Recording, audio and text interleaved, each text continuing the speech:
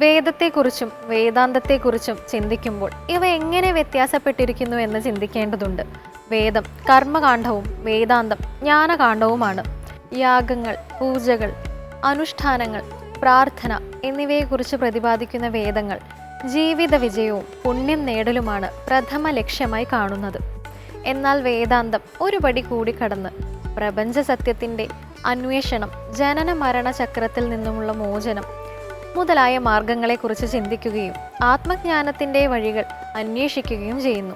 യാഗസംരക്ഷണത്തിൽ സംതൃപ്തനായ വിശ്വാമിത്രൻ പിന്നീട് രാമലക്ഷ്മണന്മാരെയും കൂട്ടി മിഥിലയിലെത്തുന്നു. ശൈവചാപം ഖണ്ഡിച്ച രാമൻ സീതയെ വിവാഹം കഴിക്കുന്നു. ബാലകാണ്ഡത്തിലെ ഈ അവസാന ഭാഗങ്ങൾ എഴുത്തച്ഛൻ്റെ സുന്ദരമായ വർണ്ണനയ്ക്കും ഭക്തിക്കും ഉത്തമ ദൃഷ്ടാന്തങ്ങളാണ്. ഇനി കേൾക്കാം രാമായണത്തിൻ്റെ ഭക്തിമധുരമായ ഈരടികൾ.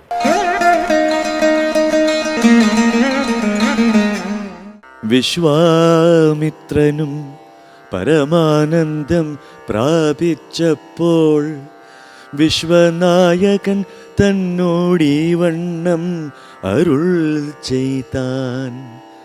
ബാലകന്മാരെ പോക മിഥിലാപുരിക്കു നാം, കാലവും വൃഥാ കളഞ്ഞിടുകയരുതല്ലോ.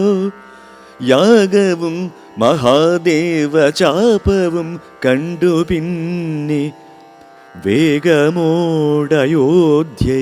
പുക്കു താതനെ കാണാം. ഇത്തരമരുൾ ചെയ്തു ഗംഗയും കടന്നവർ സത്വരം ചെന്നു മിഥിലാപുരമകം പുക്കു. മുനിനായകനായ കൗശികൻ വിശ്വാമിത്രൻ മുനിവാടം പ്രാപിച്ചിതെന്നതു കേട്ട നേരം മനസ്സി നിറഞ്ഞൊരു പരമാനന്ദത്തോടും ജനകമഹീപതി സംഭ്രമസമന്വിതം പൂജാസാധനങ്ങളുമെടുത്തു ഭക്തിയോടും ആചാര്യനോടും ഋഷിവാടം പ്രാപിച്ച നേരം ആമോദപൂർവം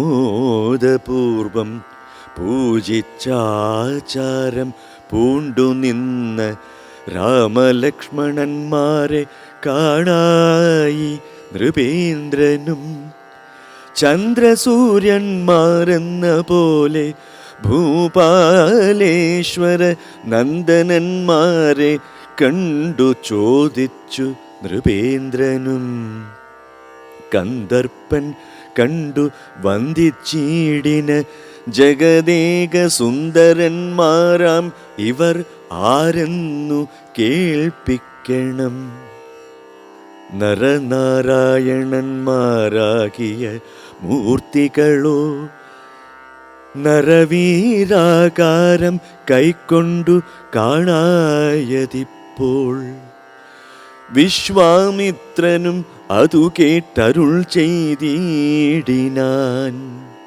വിശ്വസിച്ചാലും മമ വാക്യം നീ നരപതേ. വീരനാം ദശരഥൻ തന്നുടെ പുത്രന്മാരിൽ ശ്രീരാമൻ ജ്യേഷ്ഠനിവൻ ലക്ഷ്മണൻ, മൂന്നാമവൻ എന്നുടെ യാഗം രക്ഷിച്ചിടുവാൻ ഇവരെ ഞാൻ ചെന്നു കൂട്ടിക്കൊണ്ടു പോന്നിടിനേൻ ഇതു കാലം.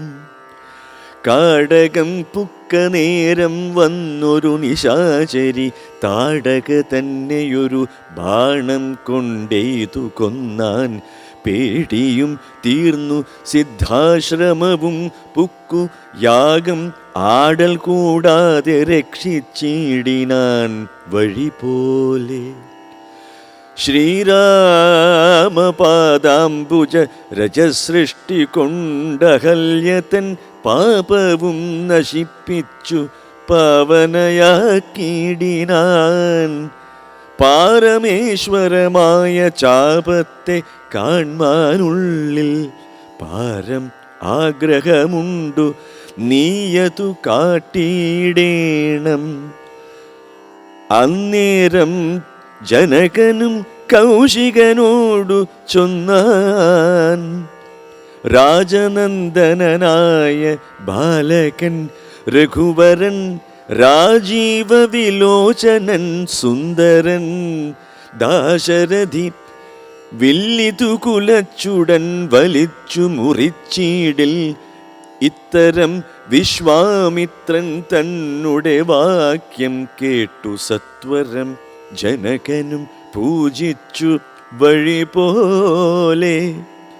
സൽക്കാരയോഗ്യന്മാരാം രാജപുത്രന്മാരെ കണ്ടുൾക്കുരുന്നിങ്കൽ പ്രീതി വർദ്ധിച്ചു ജനകനും. തന്നുടെ സജീവനെ വിളിച്ചു നിയോഗിച്ചു, ചെന്നു നീ വരുത്തേണം ഈശ്വരനുടെ ചാപം എന്നതു കേട്ടു മന്ത്രിപ്രവരൻ നടകൊണ്ടാൻ. അന്നേരം ജനകനും കൗശികനോടു ചൊന്നാൻ, രാജനന്ദനായ ബാലകൻ രഘുവരൻ, രാജീവ വിലോചനൻ സുന്ദരൻ, ദാശരഥി വില്ലിതു കുലച്ചുടൻ വലിച്ചു മുറിച്ചീടിൽ. രാമ രാമ രാമ രാമ രാമ രാമ പാഹി മാം.